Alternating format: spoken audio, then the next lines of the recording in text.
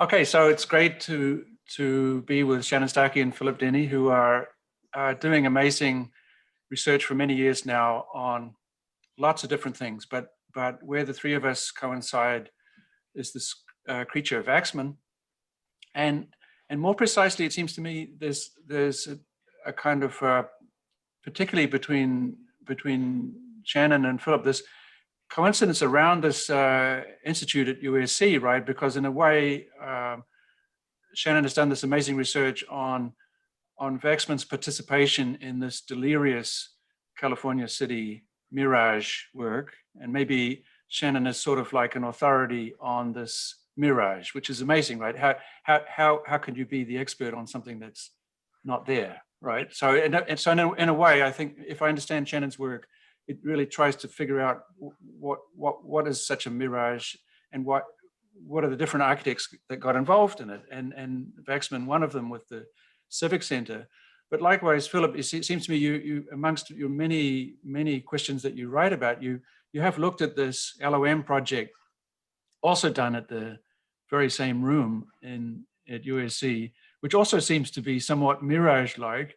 But in the case of the LOM, the mirage takes the form of a very specific, highly technical, very precise, even fetishistically, shinily precise object. So I guess the first thing, maybe we could start with you, Phillip, to sort of think about what these projects were, the Civic Center project for the desert and the LOM project, what they were as projects from your point of view, but also, like, is it reasonable, Phillip, is it reasonable to say that the LOM was also somewhat mirage-like, in the sense that actually, who knows what this thing was for? Like, did Wachsmann and his team have a clue? Like, what is this thing? And let's just assume that the people watching this video have no idea what the Civic Center project is and what this LOM project is. So it's a double mirage, right? A sort of zoom mirage of a mirage. Like, what the hell is this LOM thing? And anyway, how can you prove to us, Phillip, that it's not your invention, like some kind of fantasy of your PhD? Yeah, of course, you can't find the LOM anywhere. It's been. You mean the object's gone? The object is gone. It's only a mirage at this point. It's very, very apt. But you're sure that you pretty much think there was an object? I think there was. I have it on a good confident sources that it did exist. Okay. We have images of it. We have photographs. We have drawings, but maybe most persuasively, we have a doctoral dissertation that was actually just completing, drafting, explaining what this thing did. And we can definitely trust doctoral dissertations. Is that what you're saying? Like, the world of mirages is one thing, and the world of the PhD is something else, right? I hope in the moment of post-truth we can still trust dissertations. Okay. But this LOM thing, this is what Wachsmann called the location orientation manipulator, kind of characteristically unwieldy name. But I think it's good evidence, a kind of dual commitment to beauty and reason that works out in Wachsmann. And I think we also see this in the Civic Center project that Shannon can talk about in a second. But both of those projects came out of this strange freewheeling Los Angeles think tank called the Building Institute. This was in the University of Southern California, and it was set up around 1967. It was, in a sense, Wachsmann's kind of final chapter, his last act as an academic, as an architect. But in a way, it was a think tank based around a very nebulous idea, like a kind of technocratic Bauhaus. Nominally, it was focused on problems of building, but for Wachsmann, questions of building were literally universal. They were encompassing all of time, all of space. It was truly everything. There's nothing outside of building for Wachsmann. So in that sense, the LOM was this kind of magic mirage machine. It was supposed to be an idea for a world in which buildings were robotically assembled, in which from the factory to the construction site, humans never laid hands on building, fully technologized, fully automatic, fully automated in that way. So you mean it's a mirage maker rather than a mirage? I mean, like it's something. We haven't yet said what this thing is, right? But we're taking your word for it that there is such a thing. So there is this thing that will not just robotically in the sense of like carrying out instructions of a human, but somehow will make whatever building is. Like so it will be the maker of buildings, or is it that buildings have gone and there's something else happens? I mean, that's kind of the question. Officially, it was billed as a means of studying the kinematics of construction. Right. So kind of incredibly unwieldy, but also evasive title for a project. In simple terms, it was really just to study the physics and mathematics of how objects move through space. So even in this moment, this incredible machine couldn't be pinned to making buildings. It couldn't be pinned to a very small problem. For Wachsmann, it was an all-encompassing device with all-encompassing possibilities. Right. I mean, we have to sort of stitch back to Shannon, but just to understand a little bit more what you're saying, it's amazing what you're saying because, and it resonates, it seems to me, with Wachsmann's philosophy that building would be the movement of things in space, right? So a building would not be like floors, walls, windows, and so on the ground. Actually, the ground, is not really a player, right? You're somehow in the air, and if you could understand the way things move, like in space or time, then whatever is building could be somehow generated by this thing. It sounds like the sort of dream object for the kind of parametric generation, like kind of magic toy that would, without any would offer no friction, right? There'd be no friction between thinking and making. Which would mean also kind of super classical fantasy, right? That thinking would be making and making would be thinking. I could sort of think something into being through this machine that just knew how things move.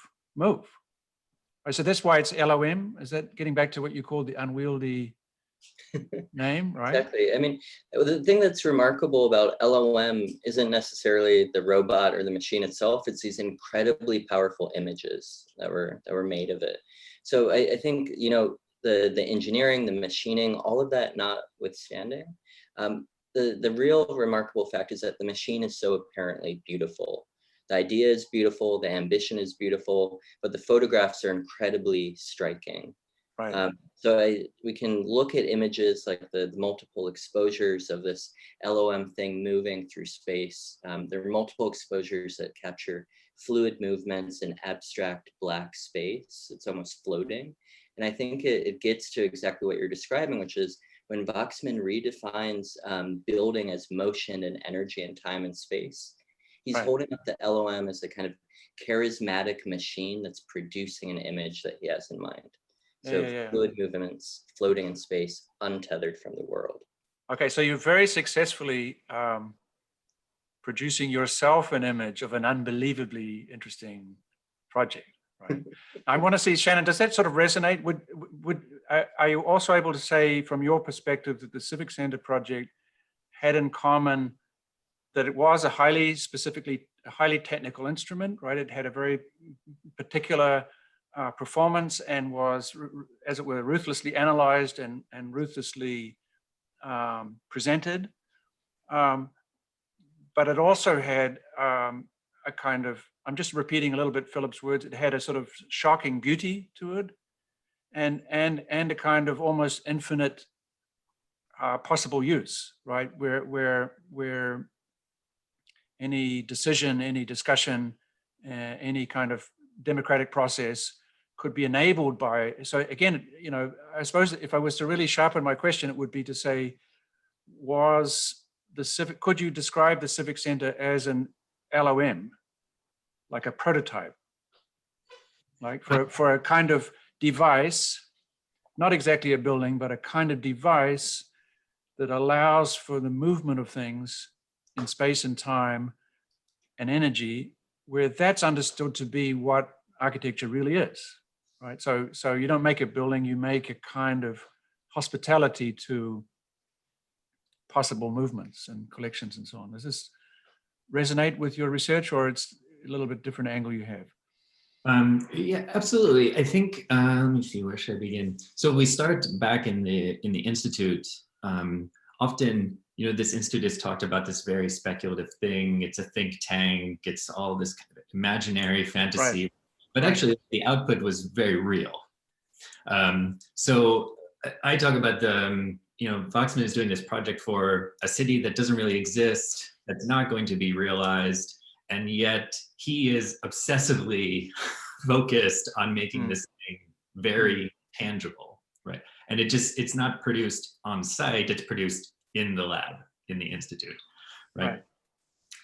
So I think there's this weird relationship between the highly speculative and the highly real that happens in Wachsmann, and with this project in particular. And I think in terms of the design, I think that is true. It is a kind of media system for the input and output, and that the architecture, we could think of the architecture as being this kind of ethereal, cloud-like movement of information and flow, etc. But at the same time, it requires this highly specific, tangible, and literally concrete infrastructure to make it happen, right? So Wachsmann talks about, when he talks about the building specifically, he references things like it's massively expansive, it spreads across acres and miles. The reality, of course, is it's this super tiny little building with a giant antenna, and it's the signal that spreads, but it's all enabled by this very material object. That you can't get rid of it. It's still there, and you need it, because that's the whole kind of system that makes that cloud possible.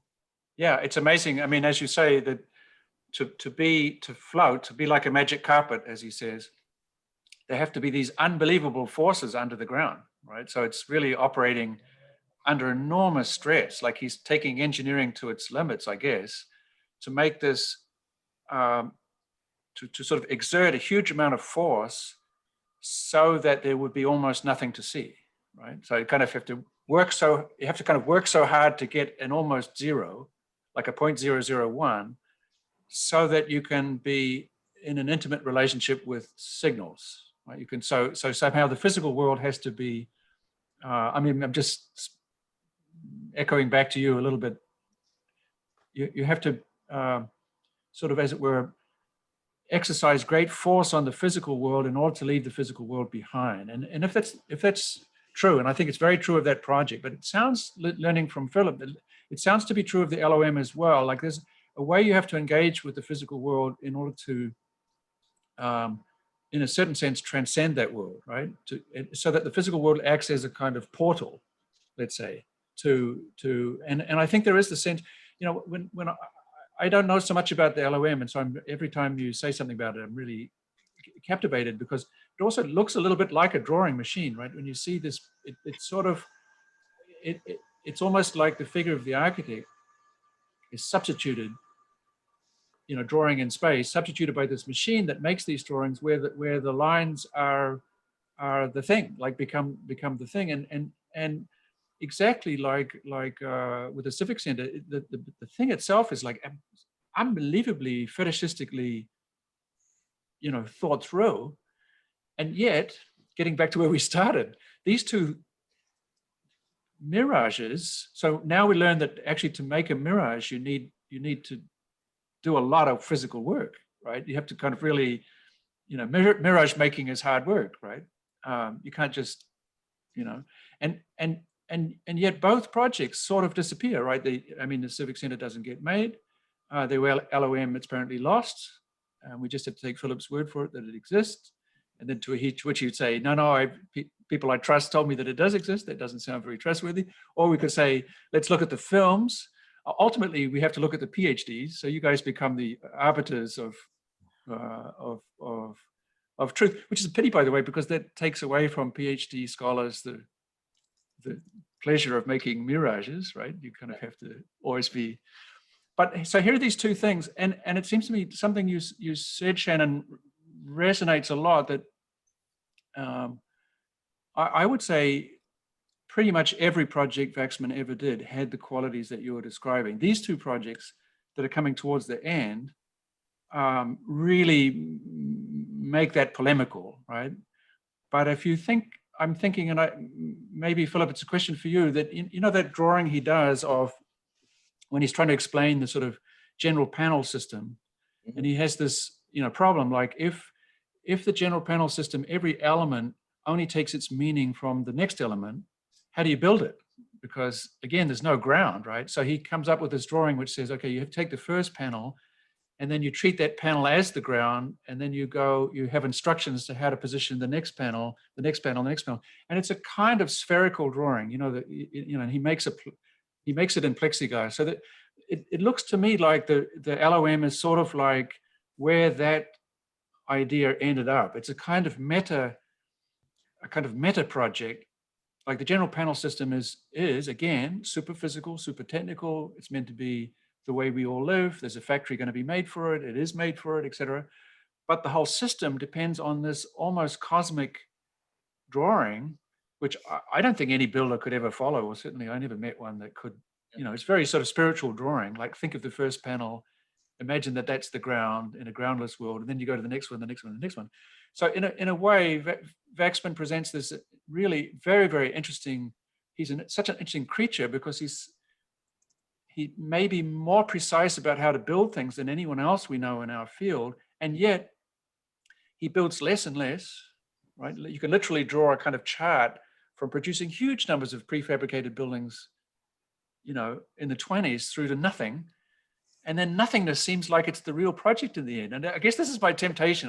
Maybe I could throw it quickly back to you, Philip, and then to Shannon. Like, do you see a relationship between the LOM and these kind of, again, I think your description fits these sort of movement systems for panels, and the idea of kind of working your way towards nothing in a way, right? Like, but this is a sort of physical work to get to nothing. I mean, I really like this pairing of California City and the LOM, because I think, like, as you're saying, Mark, producing mirages is the meta project of Wachsmann. Right. It's producing images of things that might as well already be real or should be taken as real. And I think the power in that is that it's so persuasive, it's so powerful, it's so charismatic, that these images or these proposals of another architecture or an anti-architecture are somehow beyond reproach already when they come into the world as images, as visions. Right. And I think that's the idea in Wachsmann, that these artifacts could, these images could inspire the world to move in a new direction. That's what we see in the Civic Center project. It's what we see in the LOM. It's these images and these models that are really utopian visions of a beautiful world in which humanity is liberated from work, from building, from limits. Right. Exactly. So you just went one step further, it seems to me. And now you're saying the images were the point all along. Like the images are the inspiration, right? That they trigger, like the images behind you, which I suppose they're coming from the early years of that time at USC. It's the images that obtain, it's the images that persist. It's not the Civic Center as a building. It's not the LOM as an artifact. These things get lost or never built, but it's the images that have held our attention for decades now. Right. I think it was about the images. Right. So what I said is just before is not right, right? When I said like he builds less and less and less, according to what you just said, well, no, maybe he built more and more and more to the extent that he was producing more and more captivating images of a kind of alternative or future potential, or even I often think more like a documentary image, like he visualizes actually the networked world that we have been living in for a long time. So they're actually sort of retroactive images rather than futuristic. But you're really at the edge of saying actually the images are what mattered. Is that acceptable, or is that softening your position? I think so, and I think it's acceptable to me, but I'm curious, Shannon. Yeah, I definitely want to, I mean, Shannon, this is all a setup to get back to you, because if I understand you right, am I misunderstanding you? I think your argument has something to do with the fact that Wachsmann is kind of called into this California City project as almost as a victim of a publicity campaign for the city, in which there was never an intention to build. And so again, the image was the point. And I suppose my question is this true? Is this how you see it? And secondly, did Wachsmann, in your opinion, feel that to be true all along, or did he think it was going to happen, or does it really matter? But to what extent might this have been a kind of liberation for him, that he was able to go? I mean, I think it's an astonishing project, this Civic Center. So is part of the reason that it's astonishing is that the clients, as it were, Mendelssohn, actually never wanted to make it in a certain sense, so Wachsmann could go further. And also Mendelssohn knew Wachsmann really, really well. Like, he knew exactly what he was going to get. I think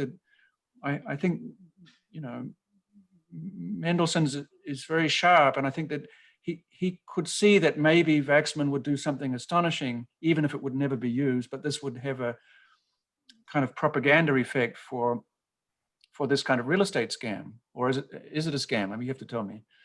Yeah, I mean, this is like the question I always get is about intention, right? With developer intention, with Wachsmann, like, are they really trying to build something? Do they know it's not going to happen? I'm not sure it matters so much. I think they're on both sides. Right. I think this question of mirage is interesting because I think it is a kind of almost a nested mirage. I think there's the first level, which is Wachsmann is like, the mirage is actually building nothing, but it's nothingness, which is the mirage a little bit, because underneath the nothing is all of the mechanics and electronics that make it happen, right? But then the image itself becomes like the mirage that actually it was never going to be built in the first place, right? So Mendelssohn and Wachsmann, they used to work together in the General Panel Corporation. Right. So it's a long time friendship. In the Wachsmann archives, there's a complete set of the California City Sun, which was the indirectly kind of developer newspaper / PR issue released monthly. And those issues follow Wachsmann around the world as he moves. Every issue is sent to him. Right. So it's a little bit hard to argue that Wachsmann doesn't really know what's happening here, and that he kind of accepts it, like, oh, this is a true building commission. Right. You know, after learning about the project for 15 years or so, and then he comes in, and I think it does become an opportunity for Wachsmann to move into these more universal, more basic research questions, rather than the particularities of the project, right? Which is why he calls it, he always refers to it as a kind of generic city hall or civic center, like we could make them anywhere. There's very little that he says ties it to a particular site or this particular time. Right. Can I ask you, does the time of Civic Center and LOM overlap? Because Civic Center has a kind of extended life before, you know, Wachsmann somehow concedes in a way. Do they overlap, or is it really the LOM is a little bit later in the trajectory? Shannon, do you know for sure? I can tell you that LOM starts around 69, if not 70, and the doctoral students successfully submit the dissertation in 71. But it remains around the last. So 70, it's really 71 is when he sort of, you know, starts to speak about the Civic Center in the past tense. Yeah, he actually doesn't fully give up on the Civic Center until 72, when the development is sold off to a conglomerate. Right. And only at that moment, in that moment of transition where he appears to snap out of it a bit of like, wait, I've been donating my time and efforts on this project. Yeah. Now he wants some commitment to realizing it. Yeah. So you can sort of sense where, I mean, this sounds right to me. And I love the moment where, in a way, Wachsmann allows an image of the project without the antenna to be published. So he starts to concede piece by piece. But of course, the antenna is not just one piece. Without the antenna, the project's not the project, right? So in a certain way, that's why I see the concession in 71 and maybe the final defeat 72. But there's a temptation to see one project as the continuation of the other. I mean, again, just staying with our early thoughts, which brings back this question of television, since obviously television is central to the Civic Center. It's essentially a TV receiving, transmitting platform. It's positioned it's kind of positioned in an electromagnetic space, which is why he has to work so hard to disconnect it from the ground with all of this heavy forces we were talking about before, so that it could be up there in the air. I guess it's too crude a question, Philip, but in the end, I suppose the LOM becomes a kind of a TV film. I mean, the way I know that project is through that little movie. Is there any sort of hint of television in the LOM? Well, I think there certainly is in the afterlife of LOM. As you just said, Wachsmann shows very proudly a film of the LOM in motion, moving in time and space. He shows that in lectures. We could assume that he would have broadcast this as part of his television program. Right. But other than that, I couldn't say that it was really a project conceived with television in mind. It was incidental, or kind of after the fact, that it became mediated or broadcast. Right. But again, maybe it's the disease of being a historian or whatever, but there's just a temptation for me to keep going on this inexcusably linear line and suggest, the idea that television itself would be the project is what comes after LOM, right? So that it's really so it's really a little bit of a temptation to say Civic Center is kind of warming up to LOM, which is itself giving way to actually the full implication of the drawings that are in your background, that of complete connectivity, and that the medium of a university itself would be television, and that Wachsmann himself should be on TV as TV. So maybe what you're saying is there's not much kind of vibrations about television during LOM, but certainly before and after, it's really clear. Really all of these projects are coexisting in the same space and in the same milieu. They're all in the Building Institute. In fact, California City is what allows the Building Institute to be founded as an entity at USC. So all of these things are certainly continuous, or at least simultaneous, actually. Right. And so the image behind me, of course, is the so-called grapevine, and which you could say, okay, that's a project that was thought as a mirage from the beginning. And it depends how you read the evidence as to whether it was a structural system that should be, as it were, figured out in all of its detail, or not. And a couple of things that I've been obsessed with this drawing most of this century, and for what it's worth, and it's a big part of the research of this new book is to try to explain why he always says that it's from 1953 when in fact it's from 1950. Why he does this reverse of what artists normally do, like why he pretends it came later, and there's several possible reasons for this. But one is because it's more interesting than the Hangar project, so he needs to kind of position it as the continuation of the dissolution of architecture, and he pretends that he couldn't continue with this project because money, people, and so on. It's completely untrue. In fact, the people who worked on this drawing became central members of the team on the Hangar. But the Hangar has exactly the qualities that you've both described, in the sense that you could say that there's a lot of evidence that it's a fully realizable, testable project, scrutinized, tested. I mean, astonishing the extent to which it happened. And then finally, it sort of disappears in a single meeting. And I respect very much Shannon's elegy to intentions, right? Like, it's not about like what did Wachsmann really intend, but I think to some extent he was in a kind of delirium of a military fantasy, that in the military concept, his ideas could be taken to their limit. And so he could imagine the biggest building in the world that would be almost nothing, and could be dissolved and rebuilt and reconstructed. So, and he shows no disappointment that I can see in any record that it didn't happen. Because, getting back to Philip's point, it did happen, in the sense that it was the single most, the Hangar was the most, let's say, inspirational image of the so-called space frame. It just almost devastating, its impact on the field. Everybody was affected by the Hangar, even if Wachsmann is forgotten. But this image in distinction is always imagined to be unbuildable, to be in the world of fantasy, in the world of extreme. So architects, I never met an architect that didn't fall in love with this image immediately, but also fall in love with it as a kind of exotic, unbuildable thing. But actually there's nothing in it, or nothing less practical in it than the rest of the work. So this has been a long kind of circle around, but let's just say Wachsmann is associated with a very, very long attempt to produce a cloud, to engineer a cloud.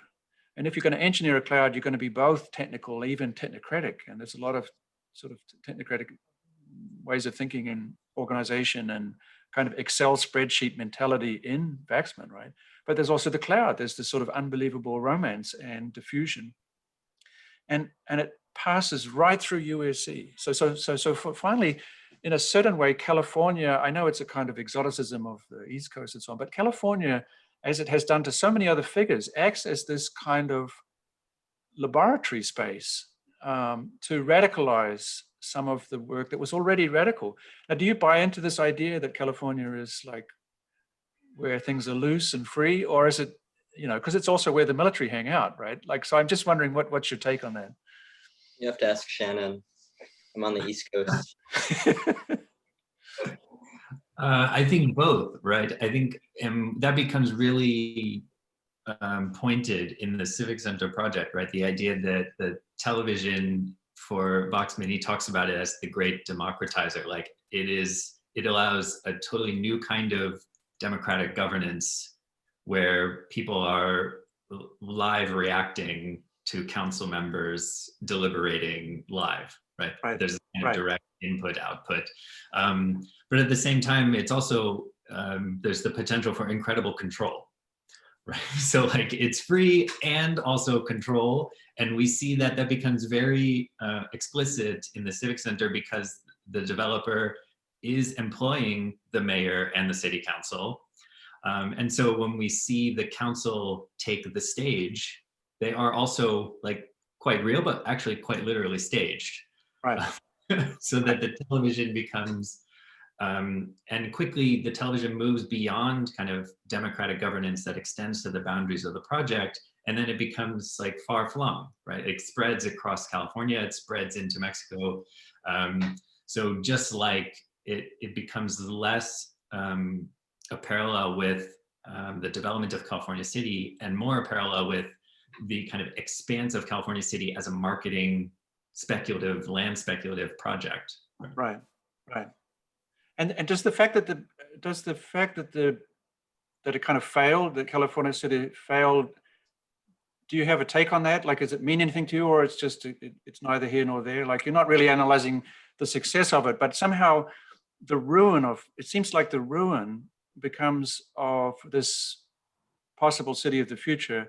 The ruin is so eloquent as a kind of, you know, there you are doing kind of your sort of PhD research on a kind of recent ruin, the ruin that has embedded in it desire of different kinds, right? And so in a way, it seems to me it's a fantastic subject for a PhD because architects are kind of called in there to you know, almost you could say the desert acts like the blank page that architects dream of, like a place to architects think of themselves as a kind of water, right? That their presence there will irrigate and everything will flower, but one by one they all fail. I mean, you know, you've done your Venturi and Scott Brown are going to displace Wachsmann somewhat violently, and with better flowers, right? And right. But one by one they come and die, like as architects, and they leave with their images and so on. But the thing itself then goes back into the desert,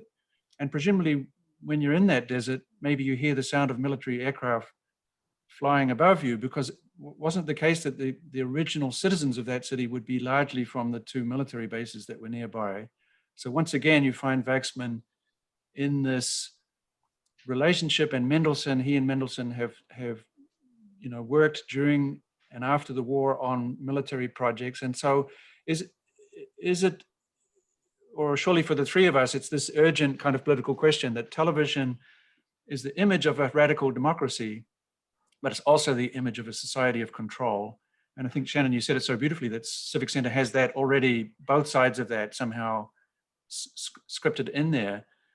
It's a bit crude, Philip, but the kind of politics of Wachsmann, they come up for you too in your research? Absolutely. I think the question of Wachsmann's politics, it's so undecidable and in a sense ambivalent, but I think it stems from something like a universalist attitude that pervades both the political prospects of his work, but also the design thinking. I think his universalism is kind of naively humanist, but in a lot of ways it's somewhat misguided. So like in the early 70s, when he defines building as a movement of matter and energy and space and time, he's also eliciting a vision of a future society that's without race, without gender, without class, without religion, without nations. And I think on the one hand, this is clearly his universalist mindset, but at the same time, it seems to me like a terribly inhumane or inhumane vision of society in the end. Right. So this remains a question for me, the kind of undecidability of Wachsmann's politics. Not to say his motivations, but I think they're kind of two sides of the same thing. Right. Do you feel the same way, Shannon, or similar? I do.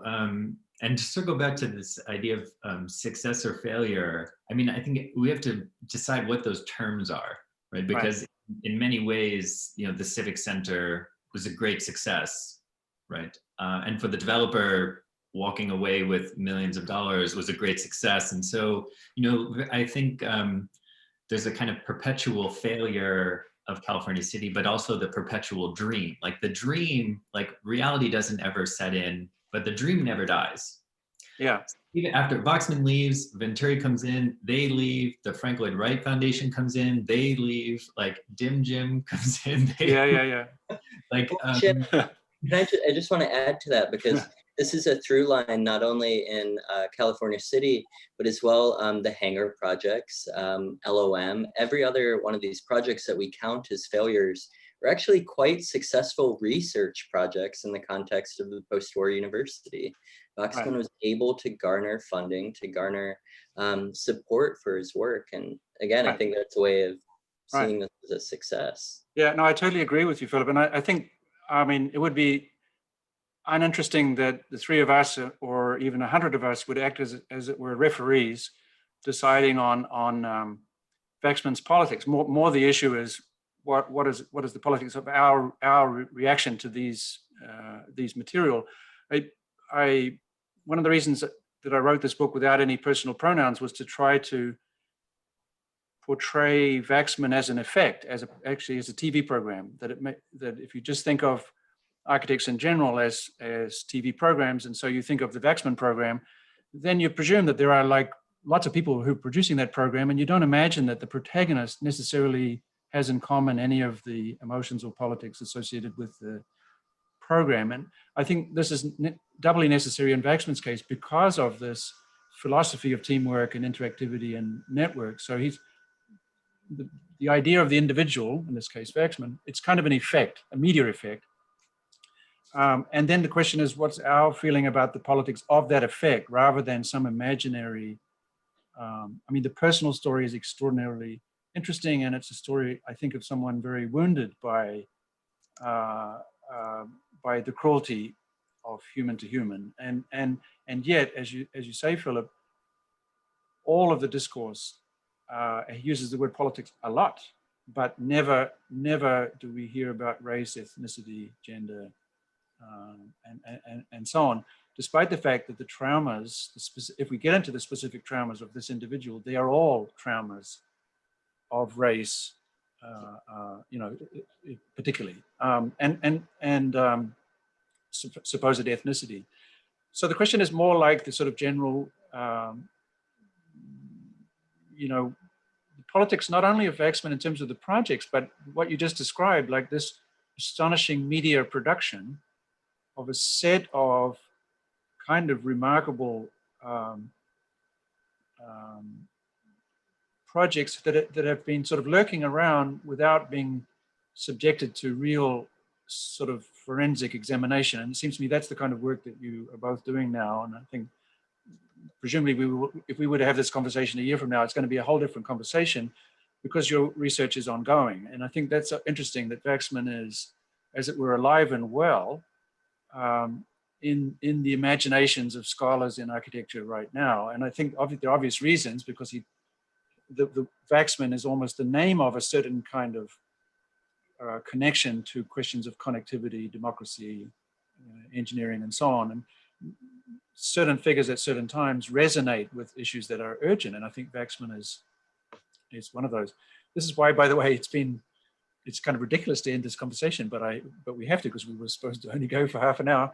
I could talk for hours, and I think the work is amazing, and I hope people pay attention to what you guys are doing and thinking through, and also just to warn the audience that we're just touching a very, very small part of the work that Phillip and Shannon are doing, and even a small part of that small part. Whole worlds unfold there. And I think, just as the images behind us are sort of intricate, precisely what it means, a PhD, is sort of intricate, layered, complex work. And so we've made a kind of vulgar conversation here that should be Mission Impossible wise disposed immediately after people listen to it, and they should rush to read your work.